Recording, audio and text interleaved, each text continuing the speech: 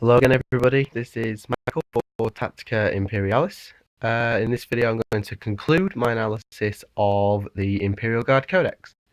In my previous videos, I've analysed each section of the army list, but for this video, I'm going to look at something more unique to the Guardsmen, and that is the order system. The order system is used in the shooting phase, and it allows company and platoon command squads to allow the other squads in the army, such as veterans, guardsmen, and stormtroopers, to do better, basically. As I say, this starts in the shooting phase, right at the beginning. Beginning with company command squads, because there is command in the Imperial Guard. The company command squads will issue their orders first. Once all the company commanders are done, you can take two, of course. All platoon commanders can have a go. If there are any other order issuing units in the army, they are also permitted to do theirs at this point. May not attempt to issue orders to units in a transport vehicle, falling back or gone to ground. The exception to this is the Chimera. If a command squad is embarked in a Chimera, it can still issue orders, which is very useful. Each squad has a command radius, which I'll come on to. It takes a leadership test. The unit receiving the order, not issuing, receiving, takes a leadership test. If they pass, the order is received and they do their job. That's pretty much it. On a double one, the order officer is allowed to issue a free order. So instead of issuing one order a turn, you're allowed to issue two orders a turn for the platoon commander, for example. If the test is failed, the order does not take effect, but the squads may act normally. If a double six is rolled, no more orders can be issued in the shooting phase, which is unfortunate, I have to be honest. This can be avoided. If you take Voxcasters, you are allowed to re-roll the leadership test. So, as I said, when I analysed Guardsmen and Veterans, I thoroughly recommend you take them on both command and receiving squads. Let's start with the company commander. He can issue two orders a turn within a radius of 12 inches. There are three on this page, as well as the three platoon commanders can issue, but I'll come on to those in a minute. Bring it down. This is an anti-tank, anti-monster order. You see this usually issued to heavy weapon teams who need their key shots to hit the target. It would also work perhaps if you really needed to clean something out with flamers, because twin link flamers count as reroll to wound because they don't roll to hit. So it has uses if you need to really burn something, but again, it's only against monstrous creatures. Fire on my target. This is good on cover heavy boards, particularly. For example, if your command squad has occupied a good position and can see a lot, but your units on the ground cannot. If the order is issued, choose one enemy unit visible to the officer. The ordered unit immediately shoots at the nominated target. Cover saves must be re-rolled. So if the unit is hunkered down behind another unit for a 5+ cover save, you can make them re-roll this, increasing the chance of casualties, which is nice.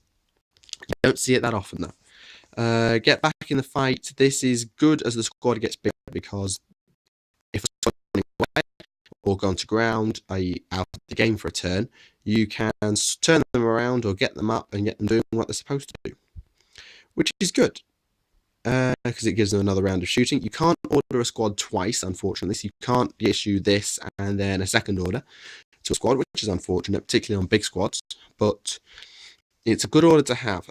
You'll see Bring It Down, particularly now with the advent of the Tyranids for bringing down monstrous creatures. Fire on my target relies more on cover, but you'll see it still if little guys are claiming objectives and need killing. Get back in the fight. Bigger units, more damage, or really key units. So perhaps Ogryns, I don't know. Let's see. Then you have the platoon commander. These guys have a radius of 6 inches, so shorter range, and can only issue one order per turn. So they can do less, but they don't have access to all the orders company commanders have. Company commanders have access to all of these, but platoon commanders don't have access to all of those. First rank fire, second rank fire. Probably the most common order, because the unit shoots at any visible target. If the enemy is up to 12 inches away, fire 3 shots rather than 2. If it did not move, fire 2 shots at 24 inches instead of... Basically, each las gun gets 1 extra shot, which at rapid fire range means they're firing 3 shots each, at normal range is 2 shots each. Don't underestimate the amount of damage this can do, even with regular las guns. 50 guys shooting, you're at a Space Marine squad. I haven't done the maths, but I suspect you're going to cause a few casualties at single fire. At double fire, you're going to cause a fair bit more casualties. At triple fire, you're going to cause horrendous casualties. Even 2+ armor saves need to worry about this. Probably the only things that can really get away with it are high toughness creatures. So Tyranids may, but they're still going to be vulnerable to this because you're going to roll a fair few 6s with 150 shots. Incoming is the opposite of fire on my... No, get back in the fight. It sends the unit down. They get +2 cover saves, so a regular cover save becomes... No cover save becomes 5+, which is useful. But they can't do anything until the end of your next turn. So this is good at the end of the game if you've got on an objective and you need to stay alive. Issue incoming, squad goes down, 5+ cover save, 3+ if hidden behind another unit. So you're in for a fair bit of luck. Move has 2 uses. One is at the start, one is at the end. At the start, this can be good to get into a key position, secure an objective, and then at the end, if you need to make last dash grabs for objectives, or line breaker, which is a secondary objective in most standard missions.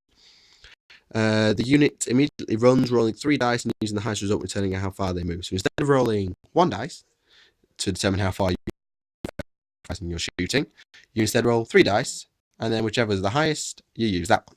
This is a really good order to have, as I've said, with securing objectives and such. There are a few special orders as well, available to certain characters. The first one is on Castellan Creed. Where is he now? Here he is. He has a commander raise of 24 inches. He can use all the orders before, and he can issue 4 orders a turn. This is really good. I've explained this before. His special order gives the unit that he orders it to Fearless and Furious Charge. If you're going into melee, great. Otherwise, not so sure about it. Baston is a little different. He's a veteran character. He doesn't have his own order, but he can issue orders, which he's normally not allowed to do. He can issue 1 order to his own squad, bring it down, fire on my target, first rank fire, incoming, and move. So everything except get back in the fight, really, which is a really nice combination because he can strand him on the flank and he'll do a lot of damage even if he's out of order range. The other 2, the only other special order is Aurahem. He's got the same. He's similar to a company commander in terms of his range and his orders. He can only use bring it down, first rank fire, and this one, like the wind. The ordered unit immediately shooting attack. It may not run, and then immediately runs anyway. So you can shoot and run, which is good. You can hit and get out again. Any town players who are familiar with the jump, shoot, jump tactic will know just how nasty this is. Commander Chenkov is the same. He has a company commander radius and things, but his orders are limited to get back in the fight and move. If you read his background, you'll understand why. I've done analysis on these guys. I think that's it in terms of special orders. Yeah, that's it for the order system. And with that, I think, is all for the Imperial Guard Codex, actually. So thank you if you've stuck with me through this series. I'll probably do another Codex Analysis series soon. I have a copy of the Ork Codex, which is the oldest codex, I think, now, with the advent of the Eldar, the Tau, and what have you. So I'll have an analysis of them and see how they stack up. And I'll probably get my friends involved as well, analyse their codices, which is, I think, the posh term for codexes. As I've said before, if you have any questions about the Imperial Guard or any opinions on my opinions, whether you agree or disagree, feel free to leave them in the comment section. Be sure, if you enjoyed the video, to like, favourite, subscribe, whatever. That's it.